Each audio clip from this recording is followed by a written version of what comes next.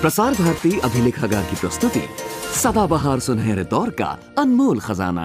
It appears you were in real difficult situation in Zimbabwe, and you had established, say, contact with all of them, and you had angry exchanges with Soames and in touch with Mujareva and all that. How actually things went on from there? Will you tell in a nutshell? Yes, well, you see, when I arrived there, then I sent a message already before through the High Commissioner in Delhi to Lord Soames to say that our functions were parallel, that we would be like to be of help in ensuring the freeness and fairness of the election, and I offered my cooperation. Because this Commonwealth Commission was constituted under the very agreement under which the British government resumed control over the area. And we were part and parcel of the agreement. That the British government would hold the elections, they'd be responsible for organizing the elections, but we would be responsible for supervising them, monitoring them, and certifying to the world whether in our view they were free and fair. Incidentally, the elections in India had just taken place, and in spite of my protests, my efforts, my name was not even on the voters list here. A fact which hadn't escaped the attention of the British authorities. So when I told Lord Soames that the elections had to be free and fair and everybody entitled to vote should be given a chance to vote, he said, yes, but what happened to you yourself? He had been briefed. However, he said to me, he said, in my view, between ourselves, he said, there should not be a one-party government here. That would be very bad for the country. And there should be a broad-based government, a coalition. And unless the whites stay on here and have a position in the government, and the conservative section, the Bishop Mujareva and Ian Smith, there's going to be trouble here. So I said, look, we are here to hold free and fair elections. Now, there nobody knows what the outcome is going to be. We had elections in India recently.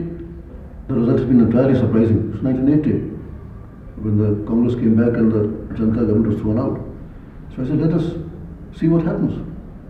However, I could see that all the dice were loaded against the nationalists, and every kind of difficulty was created in their path from returning to the country to start the election work.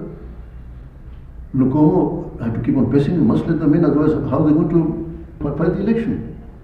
An impediment was put in the way of their parties to function. They wouldn't be given a telephone. If they took a house for their office, they'd have problems, their electricity would be cut off, water would be cut off, because all these facilities were controlled by the whites. And even the solitary newspaper was controlled by the whites, by South Africa. Also the radio station. On the television, you never saw a black face or the mention of a black name. You'd think that you were in a white country, European country. The blacks were suffering similar disabilities as in South Africa. Mm-hmm. That was where they were moving. However, my team consisted mostly of blacks. One from Sri Lanka, one Bangladeshi, and a Canadian, Australian, then Papua New Guinea, from West Indies, and from Africa. Very mixed kind of a team. Well, so this was the kind of thing that we were doing, trying to establish equal terms for all the parties concerned. Eventually, when Mugabe and Nkomo came in, they had such a hold over the country, and the countryside was very much in their hands. When the elections took place, there was great fear as to what would happen, whether the whole thing would burst out into a tremendous violence and disorder. But it was like a festival. I visited about 25 polling stations. My officers, my colleagues of the commission, they flew around all over the place. So we covered practically every single polling booth, maybe certainly 3/4 of them. And everywhere they kept on. Crowds came there voting in large numbers. And then when the counting was going on, I went to see what was going on. Every one of those who was doing the counting was a white, every single one of them. And I could see I must say that, in tribute to them, they were doing it very fairly. Mugabe's stack was going higher and higher and higher, stack of voting papers. Nkomo was also coming up. The whites, Mr. Ian Smith and his party, nothing. And as it went on, you could see the stack rising higher and higher and higher. it was a disaster for the whites from their point of view because they'd been having a privileged position. And I went around trying to reassure them. I met the National Front leaders, I met all the principal leaders of all the parties, except Muzarewa, who refused to see me. Because the South African papers had said, wow, this is the man from the Congo.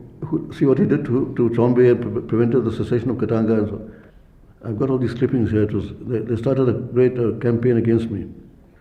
However, that didn't help them any. And when the results were announced, there was a consternation among the whites.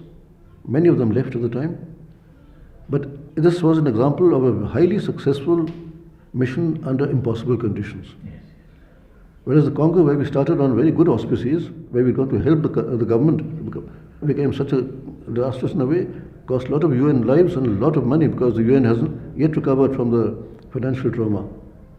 And but at any rate, we prevented the Congo from becoming a worldwide sort of Cold War issue and sort of a flashpoint of trouble in Africa.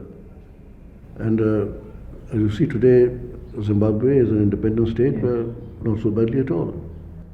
The intervention of a disinterested third party, which is the United Nations, and the Commonwealth, for example, can help to prevent a situation getting completely out of hand and becoming a menace to world peace. So, from here, now we take over another problem, rather another point, that is non-alignment. Why I am talking about non-alignment is that from UN, you went to Yugoslavia yes. as Indian ambassador. Yes. You and Yugoslav President Mr. Tito was one of the founders of non-alignment. So you will be telling us about your encounter with Tito and how this non-alignment actually shaped and became a force. Yes. You see, but in the nutshell. I was asked to set up an embassy in Belgrade in Yugoslavia, and I was of course very warmly received by the President Tito and his colleagues. India enjoyed a great prestige in the world at the time. Now, one of my first tasks was to invite President Tito to come to India on a state visit, which he did, and spent several weeks here, 3 weeks. I accompanied him all the time and got to know him extremely well here, him and his cabinet colleagues and military leaders. When I came here, I showed Mr. Nehru the speeches that Tito had been making ever since the break of Yugoslavia from the Soviet Union in 1948. And all the speeches, they contain the principles of the Panchsheel, the 5 principles of peaceful coexistence. I told Pandit Nehru that, look, Tito is following a policy very much like ours. Now, Krishna Menon had a rather strong influence on the government at the time, and he used to laugh at Tito and say, well, he's nothing but an American stooge, and he dresses up in field marshal's uniforms and looks like the German Goring and so on. I said, well, I think those are completely misconceived notions. That's not correct. The policies that they're following are independent of both blocks. So when Naidu took the speeches from me, he said, I must examine them, and he agreed. Tito was invited, the only foreigner and a head of state to be invited to address the Awadi Congress. I was there and astonished to see the vast crowd. And Tito made a very good speech. And there he proclaimed, he said, look, I'm satisfied that India is pursuing its own way to socialism, that India is becoming a socialist country. Well, after this trip, you can imagine that my relations with the Yugoslavs were very, very friendly. And then Nehru realized that, when I advised, I said, look, there was no such word as non-alignment at the time. It was Afro-Asian group. I said, that's like a Shivji ki Bharat, you know, the lame, the halt, the blind. Yes. You see, I said, but we are a very big country. We should also have close associations outside this group of have-nots. What about Yugoslavia? We can move to Europe also and find a friend maybe in Canada and some other countries. Nehru agreed with that. He said, well, let's make a beginning with Yugoslavia. He was the first head of state from Europe to come here, Tito was. Nehru recognized the importance of that, and they agreed to exchange letters from time to time. And this process went on between Nehru and Tito all along, on world issues, bilateral issues. Now, I had already noticed that at the United Nations, the Yugoslav delegate and we voted more or less on the same lines, which I mentioned earlier. So this cooperation continued. The non-aligned movement officially came to birth at the Belgrade meeting. Question was, what is non-alignment? Who were there in Belgrade conference? Yes, it was not so numerous as now. I think, I forget the exact number, but there must have been at least 2 or 3 dozen countries. And there it began to take some kind of shape. Although the policy of non-alignment had already been emerging, such as non-involvement in military blocs, Right.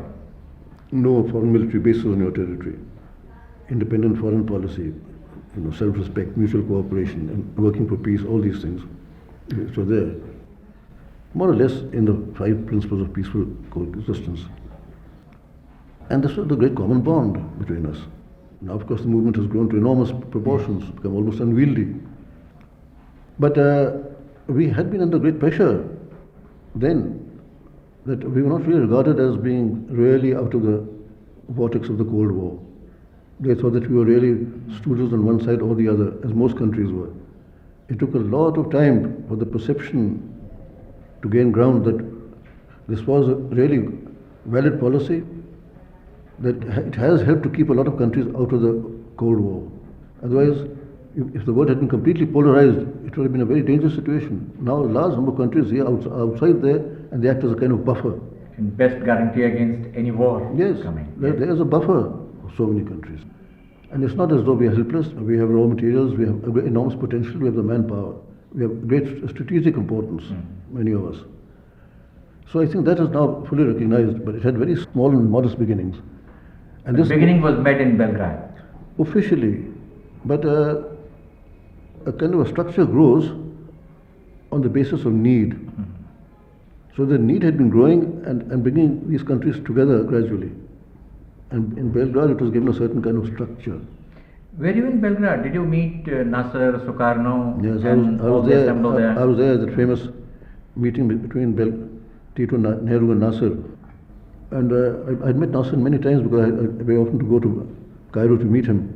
I found a man of great charm and with a disarming smile and very frank with us, very frank. I think he did a great job for his country. Well, I think that's more or less about non-alignment. It's now pretty well known. Yes. But these are the origins. They began even earlier, I would say, when I mentioned the UN. Afro-Asian group and all that. The Arab Asian group, which appealed to the Chinese to stop the Korean War. Yeah. You see. I read somewhere that you had gone to Congo from Pakistan, and President Ayub made a mention about your absence from Pakistan.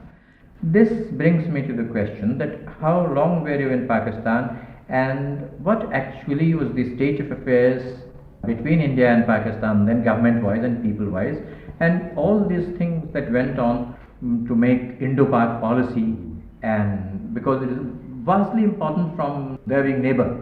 Yes, I was nominated to Pakistan when I was still in Yugoslavia, but before I could get there, take charge in the embassy in Pakistan, High Commission, I was sidetracked to Lebanon.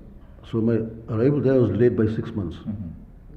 In the meantime, the government of Sir Firoz Khan Noon, whom I knew was a friend of mine and who had been sending me messages to come there soon, had been overthrown, and President Ayub Khan had taken over as the first military dictator. Well, I had known President Ayub Khan when I was collector of Mathura, and he was a captain there. And he used to meet me at my house every day. My brother was the senior superintendent of police in the same district. So we were on very friendly terms. He was a very fine person. I liked him very much indeed, a very straightforward Pathan type. Because my government didn't know this. It just happened that he had taken over. I was received by him in a friendly and informal fashion. He asked about my family and my brothers, my sisters, and so on, all of whom he knew. And thereby a very pleasant relationship started. Now, the breakthrough really came on our Republic Day celebration. Because till then, the Pakistan president had boycotted the Indian function. When I arrived there in December, my officers were there, the senior officers who had been there many years. They said it's no use inviting the president to our reception day because he'll never come. And last year, Mr. C.C. Desai, the High Commissioner, who was a great friend of President Sikandar Mirza. They would Cambridge together, they used to play bridge together all the time. When he went to see the president to invite him, the president said, Mr. High Commissioner, in view of the state of our relations, I would be a hypocrite if I were to accept your invitation. So he came away. So I said, I'm not going to expose myself to such a snub or to embarrass the President. So I asked the Foreign Minister, who was a good friend of mine, Mr. Manzoor Qadir. He was a contemporary of my wife's at Cambridge. And his father, Sir Abdul Qadir, was well known to my wife's family. And Ikramullah, the Foreign Secretary, was also a former ICS and a friend of mine. So we had this sort of a working relationship, which didn't, of course, always work, but in my case, I was lucky enough that it did work. So I asked the Foreign Minister, I said, look, I want to seek your advice. If I invite the President, and if he can't come, it will be embarrassing for him. If I don't invite the President, then it will be embarrassing for me. I didn't even have the courtesy to invite the President. What should I do? He said, you would like him to come? I said, I think it would be a very good thing, a very fine gesture. He came. 2 days later, I took the plane to Pakistan. I was the only passenger, no one else in the plane. And my Foreign Office colleagues who came to see me off, they really took pity on me. But anyway, so Manzoor Qadir, the Foreign Minister, said, look, we're having a cabinet meeting. End of the meeting, I'll broach this to the President, and you just pay to a telephone. If I say it's all right, then you'll understand. If I say it's not all right, then you'll understand. So I waited there with my officers. He said, it's all right. Now, in the meantime, invitations had issued to all and sundry, and all the Pakistanis had refused previous engagement and so on and so forth. I then sent out slips saying the President arrives at such and such time. Everybody who had previous engagements, they all flocked there. And there was a tremendous concourse in our place. And you come came, all smiles, and we sat and chatted, he and my wife and I, pictures taken, and all the guests were gaping at us. And then the whole thing changed for the better for me. They said, well, this High Commissioner can get anything done with the Pakistan President. They were surprised to know that the Foreign Secretary and the Minister sometimes reached to discuss a point. They'd say, well, look, we'll try to explain to the President, but you better tell him, because he'll take it from you. And Ayub Khan told me, he said, look here, you know me well enough. You do trust me, don't you? I said, I do. I said, no, do you trust me? He said, yes, I do. I said, because my function is, I told him, although I represent my President, I'm accredited to you. I owe a double loyalty. I have to report to you faithfully what my government feels and believes, where its interest lies, and to report to them what your feelings are and interests are, as objectively and fairly as possible, because my aim is to try and bring the two countries together. I was then full of my work with this peacekeeping mission in Lebanon, so I was trying to be a peacemaker, and Panditji told me, so look, see what you can do to solve our problems. Well, then I went to him, I said, you're flying over India to Dhaka. Have you thought of stopping over in Delhi? I first discussed it with the Foreign Minister, who said it would be act of courtesy just to call on the senior leader, Pandit Nehru, at the airport. I sent a cable saying, as a courtesy, we can't refuse a gesture of courtesy of this kind. So the Prime Minister came back to me and said, yes, I'll meet him at the airport. And that was a famous Parliament meeting. When the ice was broken, they got to know each other. And Pandit Nehru, being a man of great perception, and you being a very open sort of person, they got on very well, even in a short meeting.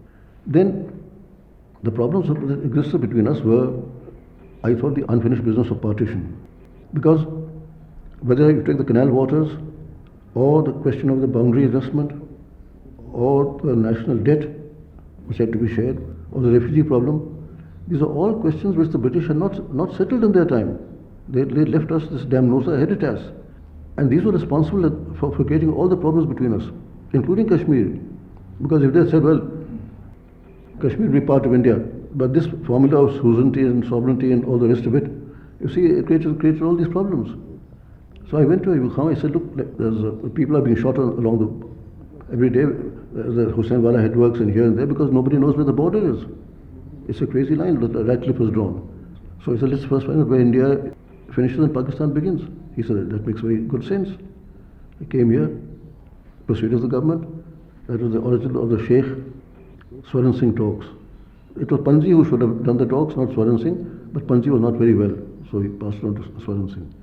As a result of that, those talks, which went on very amicably, the border was demarcated and aligned. It took 2 years to do it, such a big, huge border. So that was the beginning of a solid solution to our old problems. Then Morarji Desai, as finance minister, came over to Pakistan 2 or 3 times to discuss the national debt. Shoaib came to India, the foreign minister. We had a claim of 100 crores or something. They put up a counter claim of 300 crores, uncollected income tax. Morarji said to me, he said, look, I can't disprove it. Nor can I prove it. So I said, he said, we'll have to leave it alone. So the issue was settled that way. The same thing with the India Office Library. There was an agreement to microfilm things and so on and revise them.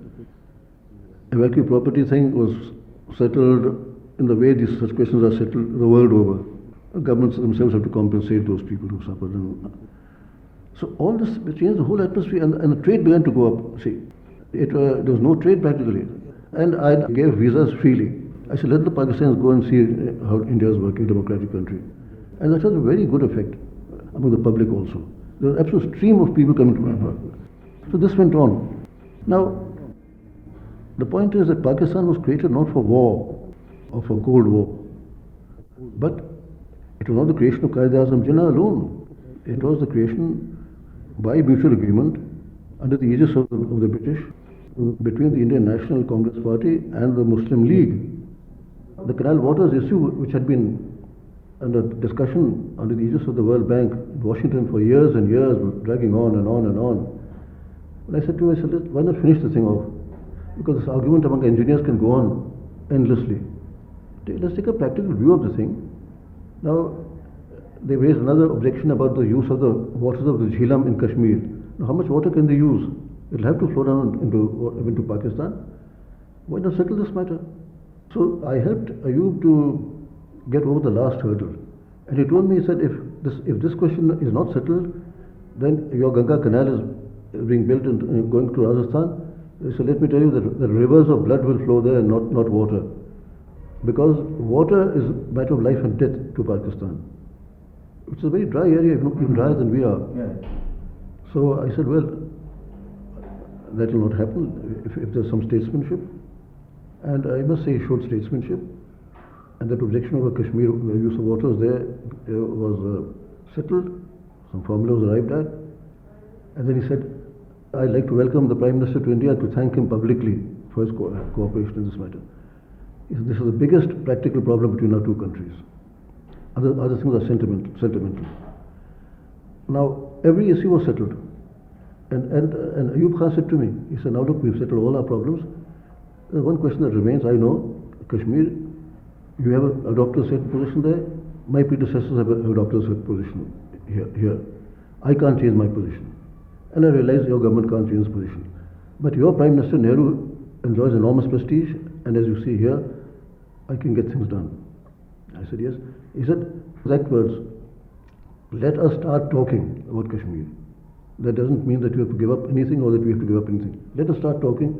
He said, and inshallah, a way out will be found.